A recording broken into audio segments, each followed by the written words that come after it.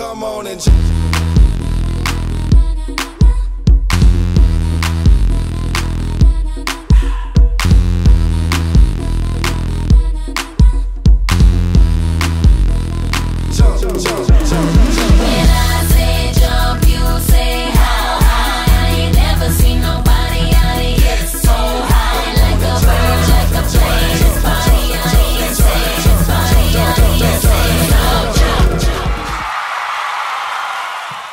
Bumilib kayo, no?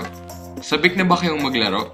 Ngayon, tuturuan ko kayo kung paano maglaro ng volleyball. Set, spike, receive, dive. Una, ang receive. Ang una mong kailangan intindihin ay ang posisyon ng iyong mga braso.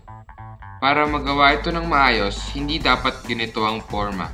Dahil pwede mapunta kung saan-saan ng bola o kaya naman mabalian ka.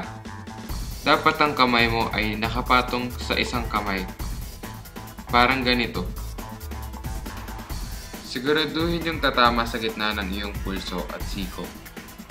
Huwag din masyadong mataas ang pagtama. Huwag nyo din kalimutan bumaba para maayos ang paglipad ng bola.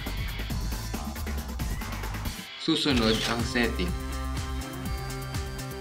Pag nagsiset ka, kailangan mong itaas ang kamay mo. Itataas mo ang dalawa mong kamay ng mataas na para kang may hawak na bola. Para pag nagsiset ka na, sanay ka na. Pag nag-set ka, parang mo lang pipitikin ng bola. Dapat mabilis ang iyong kamay para hindi umikot ang bola. Gawin mo lang ito ng paulit-ulit para masanay ka. Spiking. Sa spiking, ang una mong kailangan gawin ay ihakbang ang iyong kanan na paa at ang iyong kaliwang paa. Kailangan mong baluktutin ang iyong tuhod. Iswing mo palikod ang iyong kamay. Pag handa ka ng tumalon, iangat mong iyong kamay sa taas ng iyong ulo. Gagawin mong gabay ang kaliwa mong kamay. Hatakin mo palikod ang iyong kanan. Ihampas pababa at may kasunod na follow through. Pag nagsuspike ka, dapat mo itong patamayan sa baba hanggang sa gitna ng iyong palad. Ulitin natin ah. Hakbang. Bumaba. Itaas ang kamay, hampasin ang bola, tapos follow through.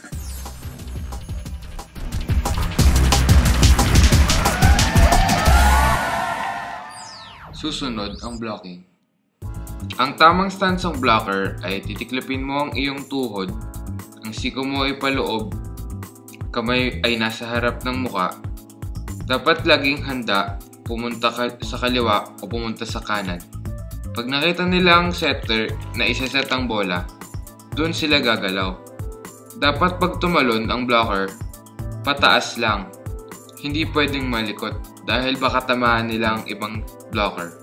Pag tumalon, itataas mo ang kamay mo. Ibubuklat mo ang kamay mo ng todo at sasanggain mo ang mga bola na papunta dito. At ang huli, ang service. Ang pinakamadaling service ay ang underhand serve. Ito ay ginagawa na hawak mo ang bola sa kaliwa mong kamay, isasara mo ang kanan mong kamay at ihahampas mo sa may flat na parte ng kamay mo. Ang overhand naman. Hahawakan mo din ang bola gamit ng kaliwa mong kamay. Tataas mo ang kanan mong kamay, babato mo ang bola tapos hampasin. Dapat mong iswing ang katawan mo. Kailangan patamaan mo sa gitna ng palad mo ang bola.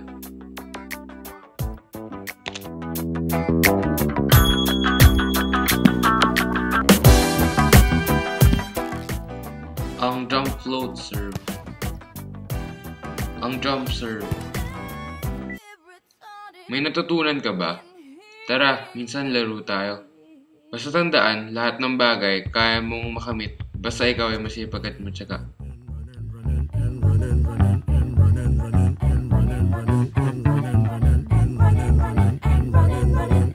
In this context, there's no disrespect, so when I bust my rhyme, you break your necks. We got 5 minutes for us to disconnect from all intellect and let the rhythm affect us to lose our inhibition. Follow your intuition, free your inner soul and break away from tradition. Cause when we be out, girl, it's pulling we out. You wouldn't believe how we wow shit out. We burn it till it's burned out, turn it till it's turned out. Act up from northwest, east, south.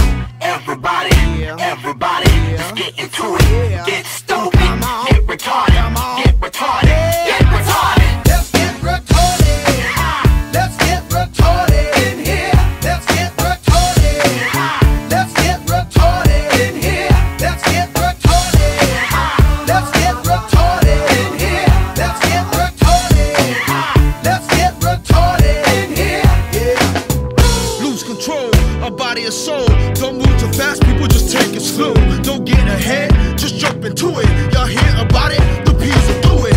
Get started, get stupid. Don't worry about it, people will walk you through it step by step like the infant new kid. Inch by inch with a new solution. Transmit hits with no delusion. The feeling's irresistible and that's how we move it. Yo, everybody, everybody, let's get into it. And get stupid, get retarded, get retarded, get retarded. Let's get retarded.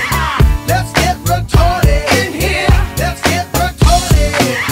Let's get retarded in here. Salamat sa panonood.